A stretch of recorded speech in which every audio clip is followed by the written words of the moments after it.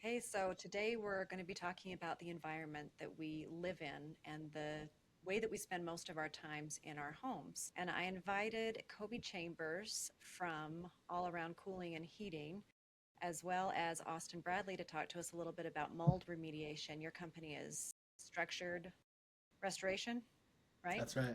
Yep. Perfect. So thanks, guys, for being here. I feel like you have some interesting overlaps in the way that I serve the community in health coaching and helping people find root cause illness, really building from a place of the foundations. And I feel like both of you kind of hit that with what you offer.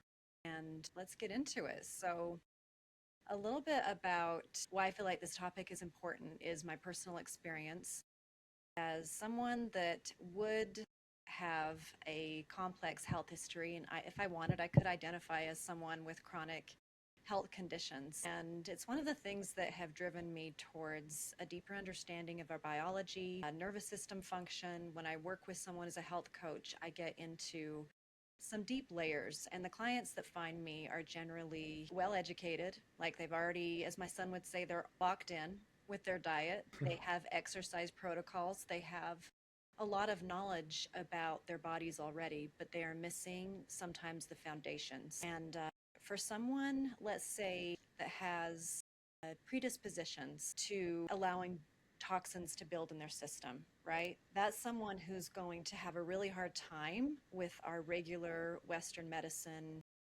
setup. They're going to go through and collect a lot of labels. I call this the kite tail.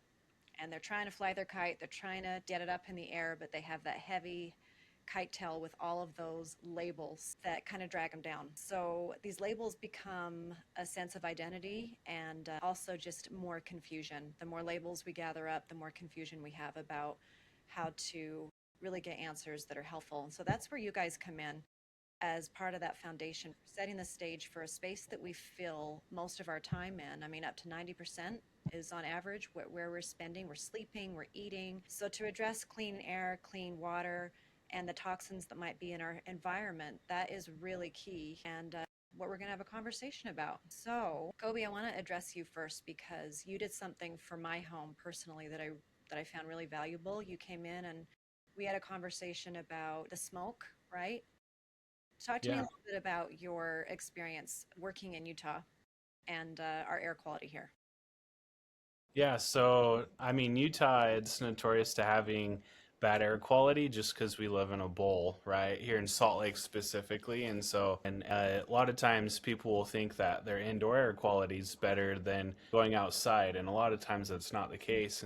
But it is important. I think we've mentioned to like burp your home. It is important to do that to allow some fresh air in your home as well. But what we did with your home specifically was we added it's an Aeris air scrubber, and so that there's a few things that does. There's and the EPA, they have several different like regulations and things that they suggest and recommend, and so you can read all sorts of things on their website. But we've tested tons of different like just different UV lights and air filtration systems and like whole home solutions, and the Aeris air scrubber's been one of the ones that we found to like eliminate and handle the most of the air quality issues that we've seen. And it's awesome because it fits just right in your ducting, and it'll have a little air combs, so, and also UV light filterization. A lot of times you'll see those little devices that you can like set in your room, but that typically will only do a small square footage. And so those whole home filterization systems will handle every area in your whole home. And so, but did you have any questions specifically about that or want to know, I guess?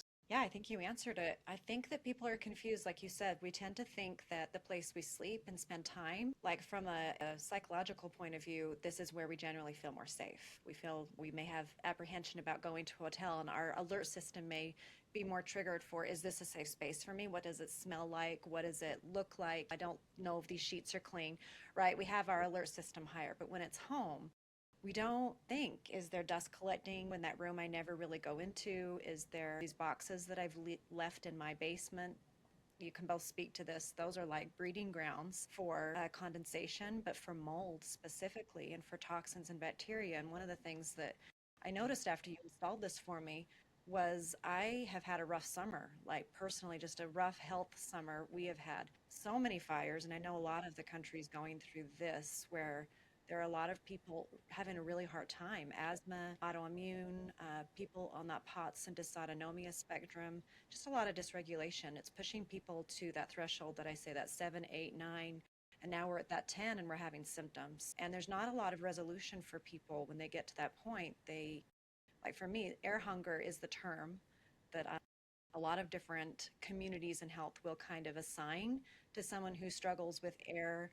It's literally air hunger. You can't take a deep breath, you can't yawn. And if it carries on and gets more severe, you tend to go to a doctor about it. For me, that was something that happened when I was 16 years old, and they put me through a stress test. I passed everything fine, and they gave me an asthma inhaler, and that was the way we dealt with it. So it has come up sporadically throughout my adult life. And after 3 days of having that installed, I really didn't experience it again. And that was wild for me because I was like, why do I feel so much better? Was it really my air? So it matters. I felt really inspired to have this conversation with the two of you because are we missing those foundations? It's really important to think about. It's a simple thing, but often overlooked, right? And it's pretty affordable, I would say, for most people to install something like that. Yeah. Well, and there is the option too for, like, say if someone doesn't want to spend the money to have their whole home filtered, or say they're in a rental unit, like there is portable units that you literally can just plug in and it has some of the same technology. So there is that option too. If we run into anyone who's renting, has a few rooms that they want to get, I guess, double filterization in or whatever, then there's that can actually just, it's very simple and that's a little bit more affordable, be as effective as far as in a whole home solution. So That's good to know.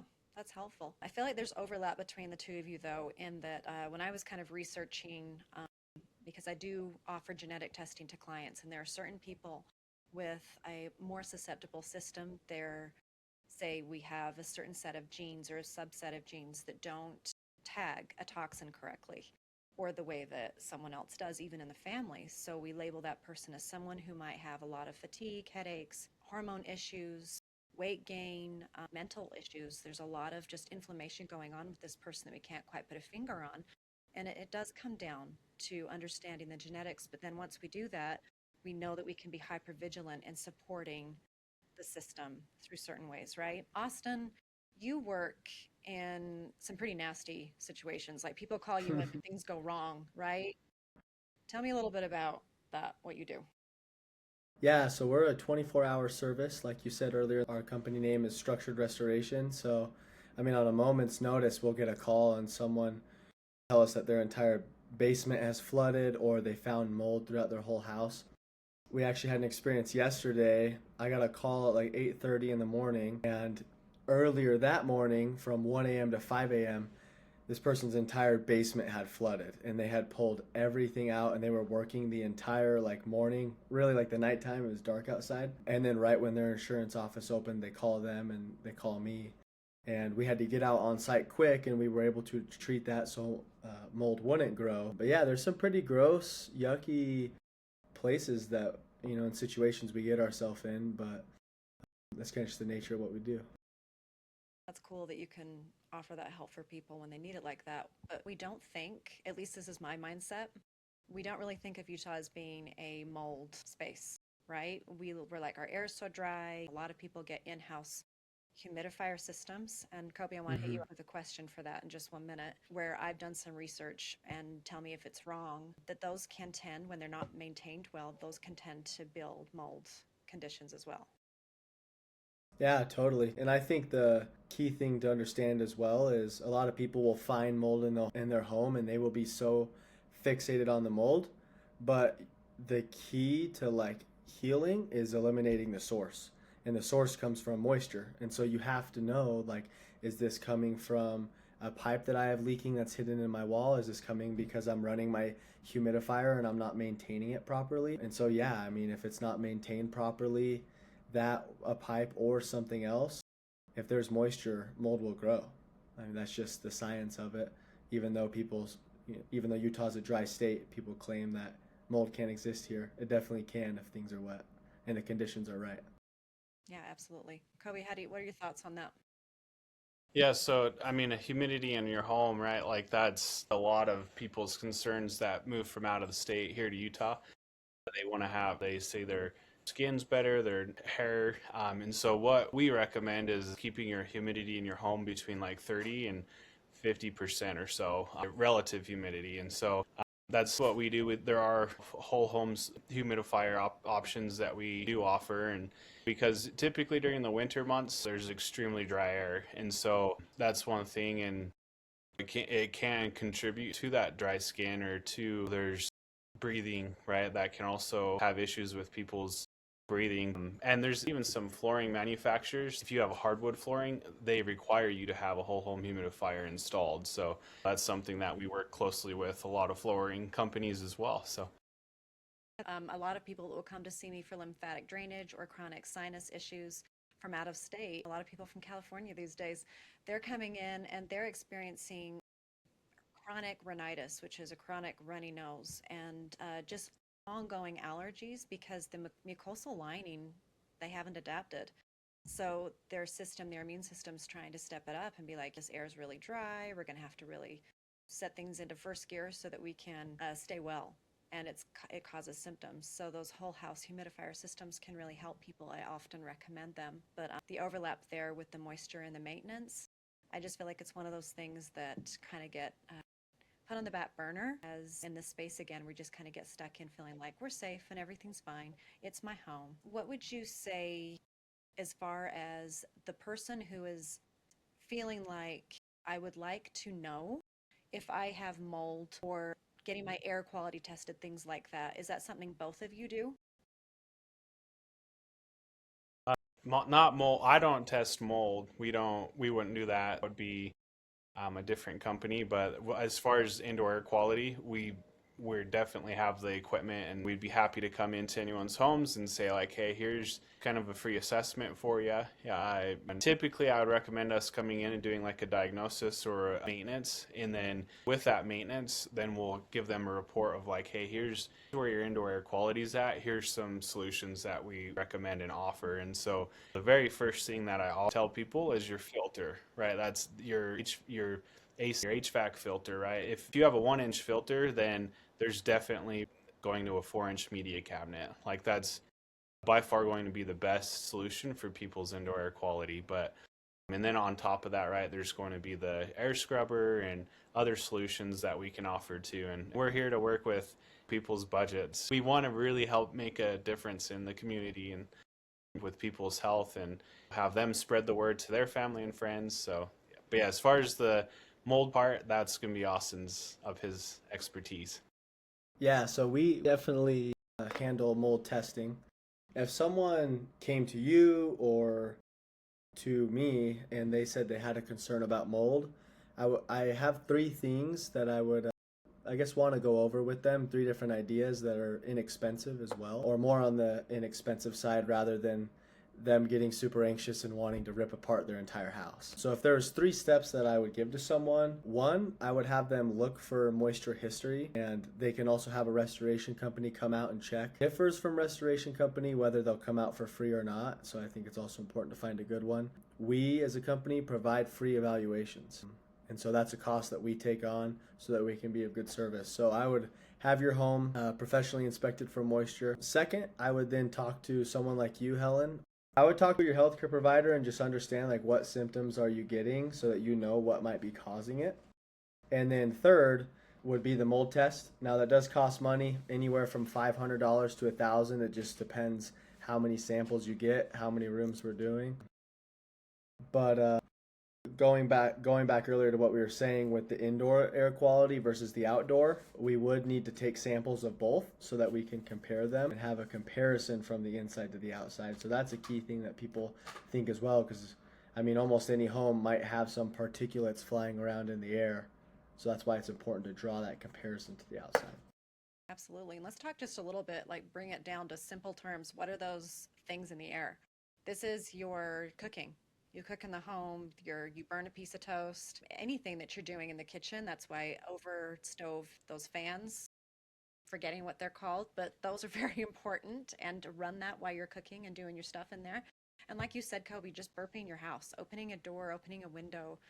When there's not a day filled with a lot of smog and smoke outside, that's a great way just to bring some fresh air in and get circulating air. I think one of the common things is what is stagnant builds disease. And you think about that in the cells of our body and the fascia and the tissue. When we tend to be stagnant with our movement, we have less resilience, right? Stiffness, pain, illness follows, right? Right. We can think of that with the health of our homes. We need things moving. We don't want water pooling or air stuck. How often would you say, Kobe, that you see people with poor maintenance in the HVAC system? Every day. Yeah, that's our biggest thing is people don't realize that, hey, getting your HVAC system maintained is important, just like your car, right? Like changing your oil.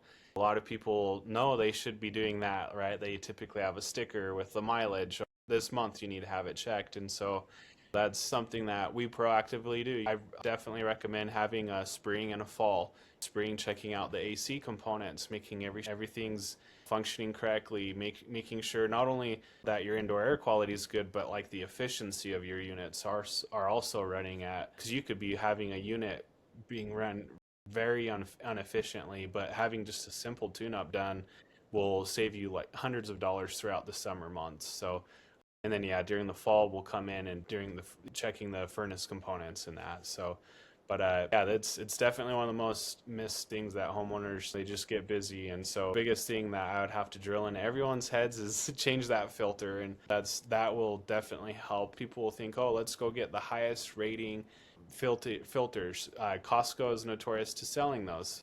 Costco filters cause the most issues with equipment. So that's one thing that I always recommend. Do not buy your filters from there if it's a higher MERV rating. And so, because that can actually cause restriction in airflow and end up causing more issues for your unit. So, but Makes sense.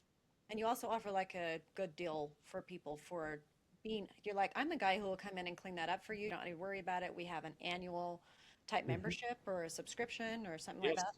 Yeah, we offer a maintenance agreement, so it covers the spring and the fall maintenance, and that typically runs around anywhere from 350 to 450. So there's a few options. There are some one-time options as well for less than $200. So very reasonable. Perfect. And so both of you it's fair to say you both come in, and if someone calls you, come in and do a free assessment and you give some feedback. Yes. Yep. Would be best. Awesome. One thing I would add to, specifically to people who have had mold remediation done and then they continue to have symptoms, is mold is very interesting, again, for some people who are genetically prone. And you're looking at the other systems of stress in the body. This person might have had a car accident on top of this, or long COVID, or postpartum recovering from something there.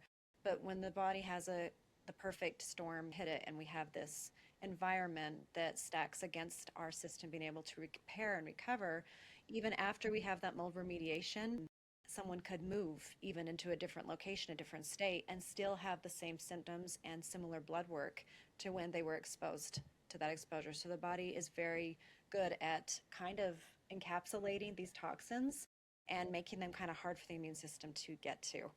So it's super important. I really appreciate you guys' time to come on here and talk about what you're so good at. And I just want to shout out to Austin as well. He came in we didn't have a big, huge damage problem, but it wasn't like a basement flood, but it was just life happens. Your kid overflows the tub, the dishwasher's leaking, and whatever it is, those things are worth having someone like Austin come in and check it out.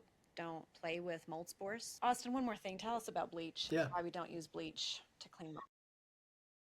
Yeah, great question. I mean, you hit the nail on the head. Don't use it. What I guess would recommend on our end, we have a chemical called Shockwave, and we dilute it with water. We mix it together. We call it antimicrobial because it's anti all the microbial growth that could occur, and it treats all the different types because there's not just one type of mold that can grow. I mean, I wouldn't recommend drinking it or just spraying it on your skin, but if you get it like a little bit on you, it's not going to be harmful to you either. So it's friendly in as long as you don't drink it, but it's like friendly but effective. And so finding the right chemicals for the right kind of mold that you're trying to treat is important as well. if you use bleach and you're not educated, you're going to create a way worse problem.